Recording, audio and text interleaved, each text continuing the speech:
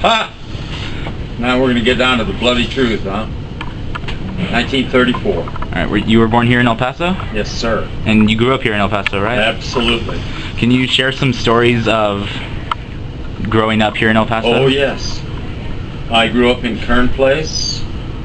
I had a very solid home.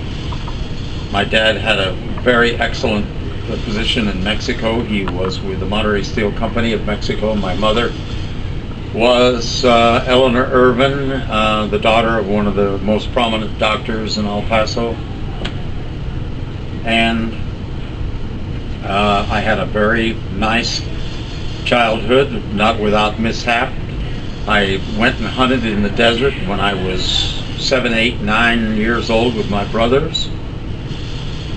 We would go out, even climb up to the top of Mount Franklin and back, and had a great time. Went to El Paso High School in the 8th grade. They had junior high here then, and played football here in the 8th grade, and then played 4 years of football on the varsity team.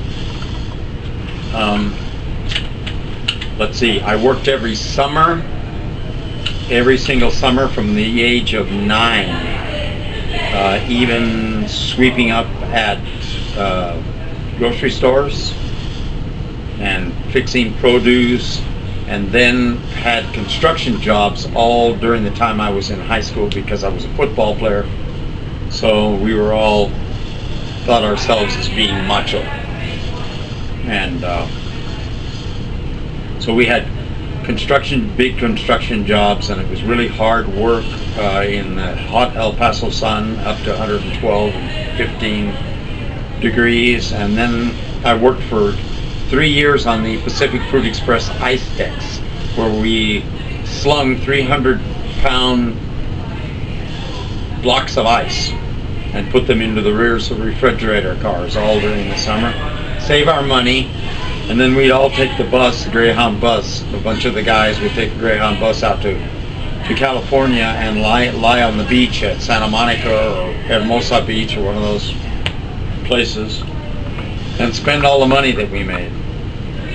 And I had a very successful high school journey. I started singing when I was 14, 15 years old, studying seriously when I was 15. Was president of the a cappella choir here at El Paso, and also president of the student body and captain of the football team, and enjoyed all of the kids that were here. They were just great kids in those days, and we had wonderful teachers, absolutely marvelous teachers. Literature teachers like Maud Isaacs, who was a state representative later on, and Fanny Foster, and we studied Hamlet and Julius Caesar and Macbeth and Romeo and Juliet, and I learned to love poetry and all of those things at that age.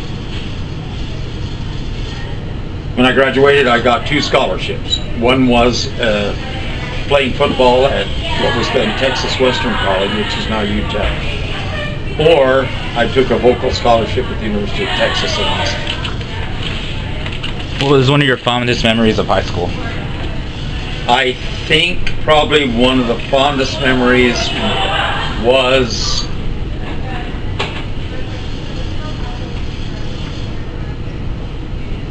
the dances that we used to have in the old gym down here, where everybody didn't do tap dancing in those days, but we actually held each other in our arms and enjoyed dancing. There was a lot of romance going on with a lot of the guys and girls, and we had a wonderful time.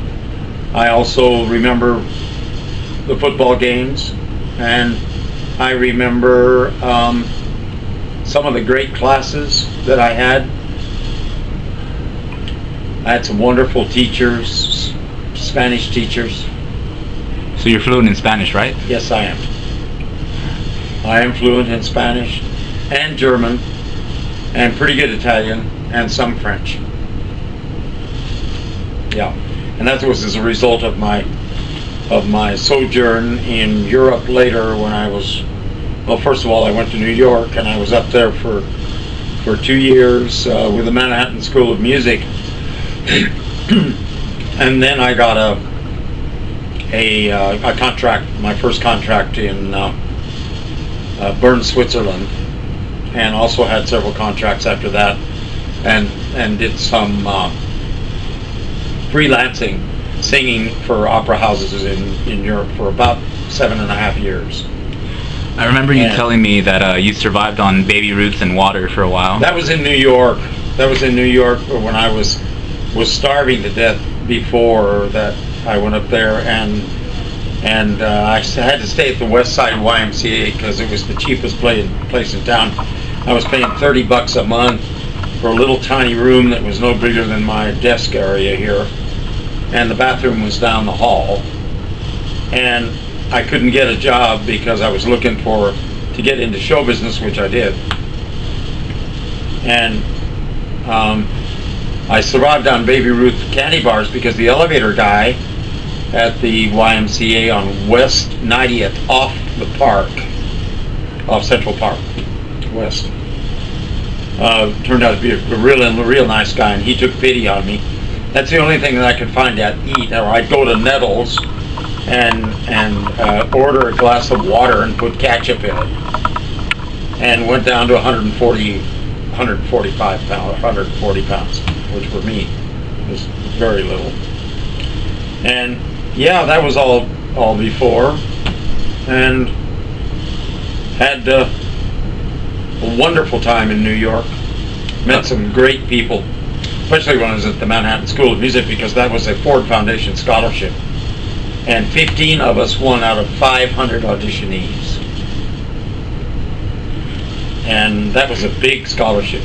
It was worth $50,000 a year. I had 5 coaches in every language, a fencing instructor, a body movement instructor, a drama instructor, and 2 voice instructors, a repetitor, and Mr. John Brownlee, who was head of the Manhattan School at that time, of music. And Manhattan School of Music is still one of the top music schools in the country. But they're located at the old Juilliard up on where Columbia University used to be. The new Juilliard, in quotes, which was built in '66, is down at Lincoln Center, right behind the Metropolitan Opera House. And that's all new now. I remember you telling me that you met Stephen Sondheim. What was that like? Oh, yes. Yeah, that was the second time while I was at the Manhattan School of Music. Somebody had arranged a meeting that had gone to college with him. Princeton, to be exact, and was his school. And he was one of the most humble men I ever met. Very soft-spoken, unassuming man of just immense talent. He could write music. He played fabulous piano. He was wonderful. Yeah, I had dinner with him that night at a restaurant. Then we went up to his apartment afterwards, and talked for about 2.5 hours. And he told me, some of the ins and outs of the game in New York. The game being, how you meet agents and get to know these people and blah, blah, blah, blah, blah. Speaking of that, could you recount the tale of when you got your first contract to Europe? Yeah. I was broke, which I always was in those days. But I got together and got some money, borrowed some money, and then also on the point that I was going to go to Europe. And I went to Munich and landed with literally $12.50 in my pocket. And luckily, one of my best friends who already had a contract over there, from El Paso, actually, he was originally from Pennsylvania, Tom O'Leary, turned out to be one of the great faces of opera. Anyway, he picked me up at the airport and in Munich, and we went to his house in Nuremberg. And I stayed over there for 6 weeks while I auditioned for about 7 or 8 opera houses and got contracts to 3 of them. And the smallest theater that you have, and at the time, of course, West and East Germany were still split, but there were at least, they seated at least 900 to 1,200, and some of them, such as Hamburg and Hanover, some of the big houses in the north, seat 2,600, 3,000 people. And opera, of course, and as you know, is the top end of the artistic profession, and that you got to have a voice, and you got to have some acting ability, and you've got to be pretty good in languages. By that time, I was speaking pretty good German, but didn't really learn to speak it pretty well until after I'd been over there for several years. Approximately how many shows did you do over in Europe?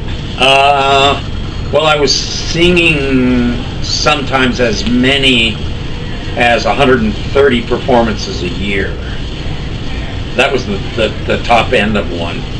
But the average turned out to be about 100, 150. So while I was over there, I probably sang close to 800 performances. How many different shows did you do? Oh, I did performed over 60 roles in opera and musical comedy and drama. Did South Pacific, did Quebec, did Oklahoma, did Carousel, did all the great Rodgers and Hammerstein things. That was later in New York.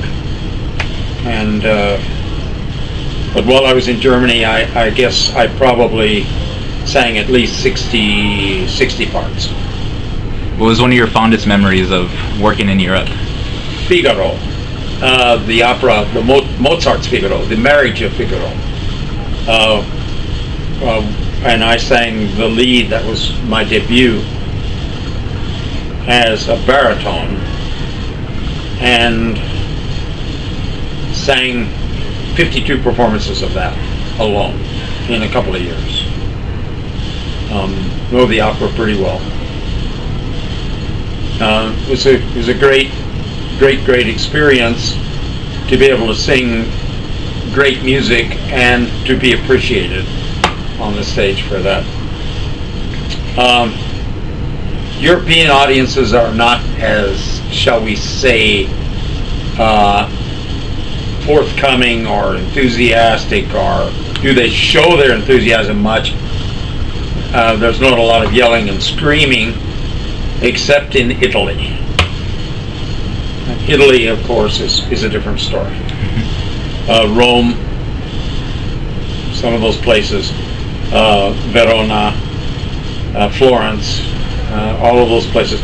The Italians are very emotional. The Germans are very reserved. So. At what point did you return back to New York? Oh gosh, I came back about 71, 72, something like that. Came back and got a show by auditioning. It was a good show. It was I did South Pacific, I did Quebec, and but my big problem is that I contracted pneumonia my last season over there, and my lungs have not been the same ever since. The weather is frigid in Northern Europe, and especially in the winter. A lot of snow, a lot of ice, and you get caught in it, and